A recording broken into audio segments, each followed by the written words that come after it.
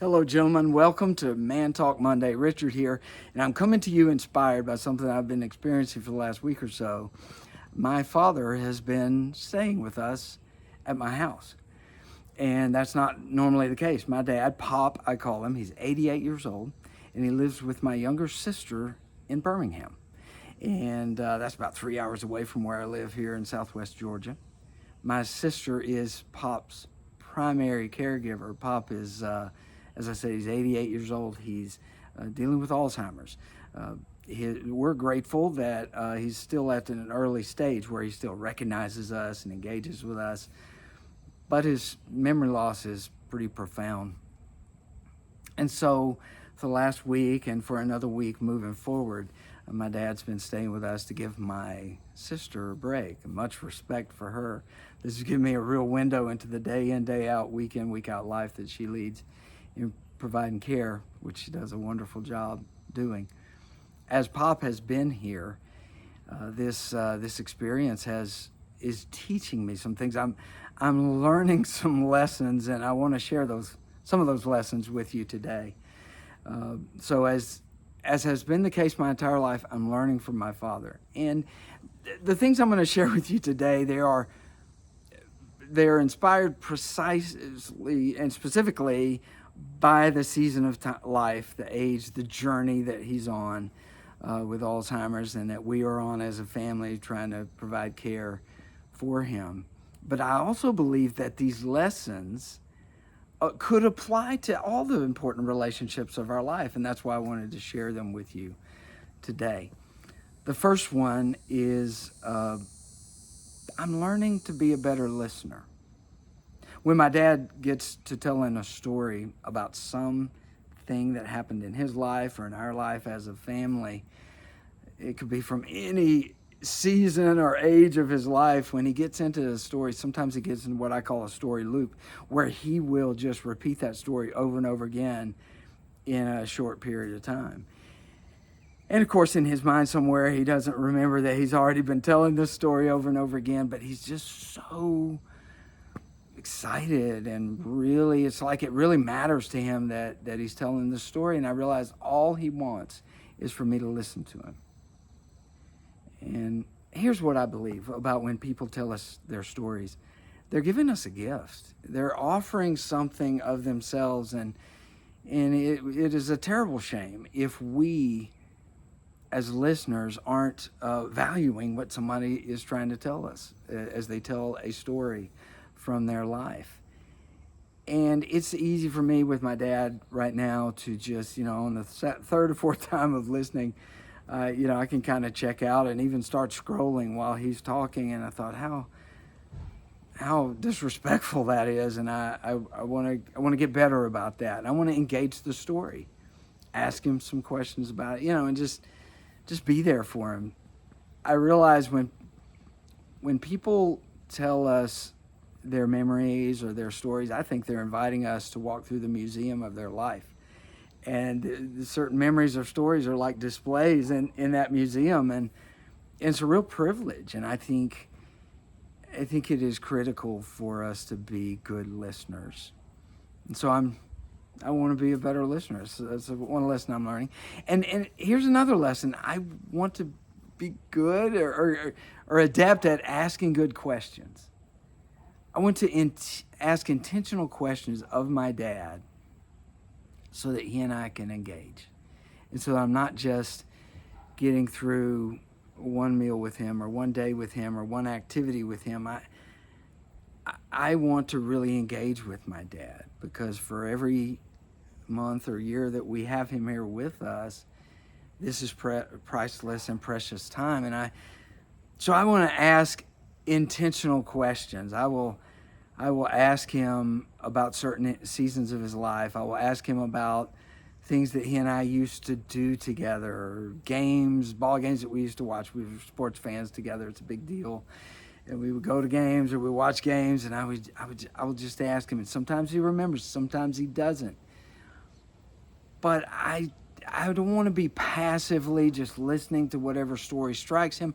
I want to, every morning and every night before I go to bed, I've been asking the Lord, Lord, give me some questions I can ask my dad.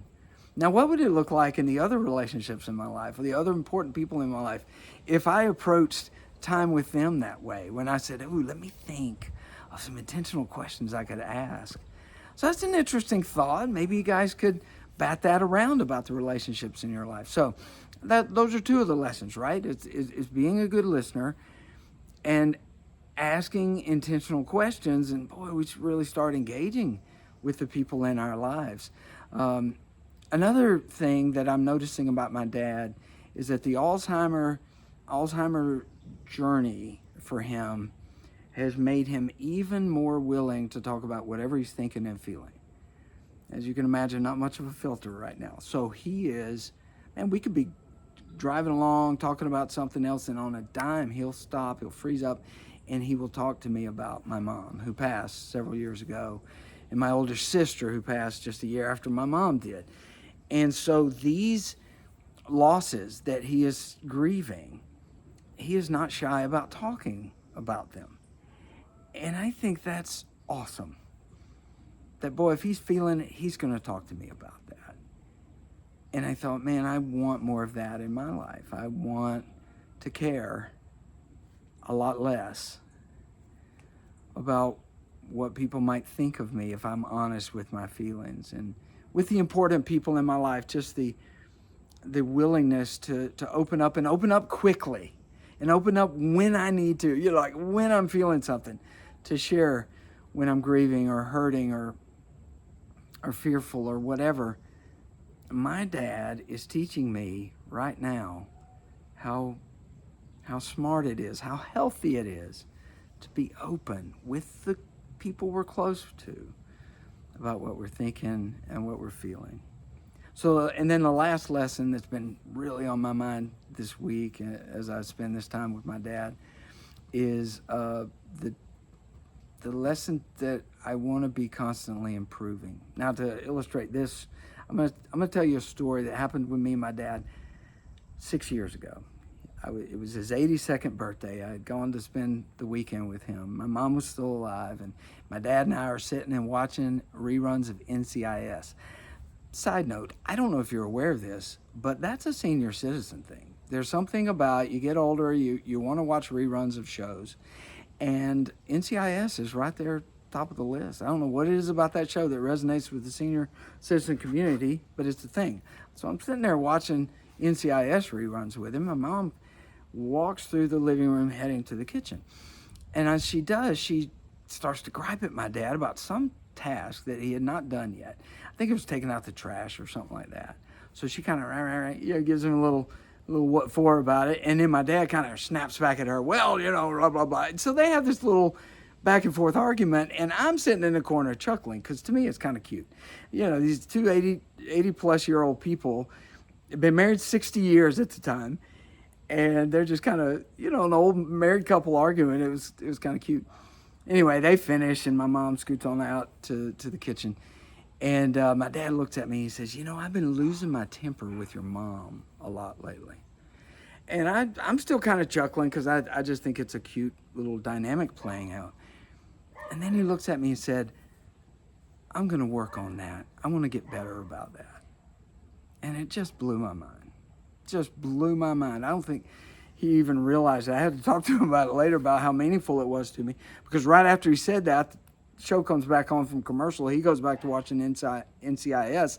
I'm sitting in my chair just freaking out, because it was just such a wonderful example that he gave me. In that little snapshot of a moment, he showed me what it means to want to constantly improve. And he's 82 years old, and they've been married 60 years. And I'm like, dude, you've succeeded. You won at life. You had this great marriage that lasted for, you raised a family, you've been a good dad and a good granddad and a good great granddad. And I'm just like, but here he is, like, not satisfied. He's not wanting to coast. And if anybody earned the privilege to coast on in, it would be Pop. But he was sitting there saying, no, I'm not done improving and getting better at being a husband. And I'm so grateful. I'm blown away by that story. I hope it means something to you, that all of us, whatever stage of life we're in, let us never get lazy. I mean, I'm only 61, and there's a bunch of areas in my life I tend to sort of put it neutral in and go, yeah, I paid my dues. I'm good. I can sort of coast. And here my dad was at 82 saying, no, that's not for me. And that's what I want in my life. And for the record, several years later, after this story took place, he did it. He finished strong because he was with my mom at the very end, holding her hand. And I said, yep, there he did. He did it. He finished his race strong as a husband. So anyway, that's where I'm at right now. My dad is right on the other side of that window watching some reruns of NCIS as we speak, right? And so I'm going to go in there. I'm going to check on him, see if he's doing okay, right? But I'm telling you, he's doing better than okay, because even now, he's teaching me. And I wanted to share some of the things he's teaching me with y'all, and I hope it's helpful. Hope it resonates. And I'd love to hear in the comments, maybe if some of these lessons I'm learning from Pop, make sense to you. Thank you for being a part of the Braveheart community. Always remember our website, thebraveheartmen.com. Visit there. You'll find great stuff on that website, not the least of which is it'll help you keep up with when we have our Braveheart intensive weekends scheduled, because those are phenomenal experiences. But stay engaged with this community through our Man Talk Monday videos, through the braveheartmen.com, and maybe a Braveheart intensive for the first time, or as a repeat attendee. Man, you want to get involved. These are life-changing moments, and this is a healthy community that can help us grow. And I hope this time together on this video is will indeed help us grow as men, as brothers. So blessings. Thanks for listening to my stories, and the Lord be with you.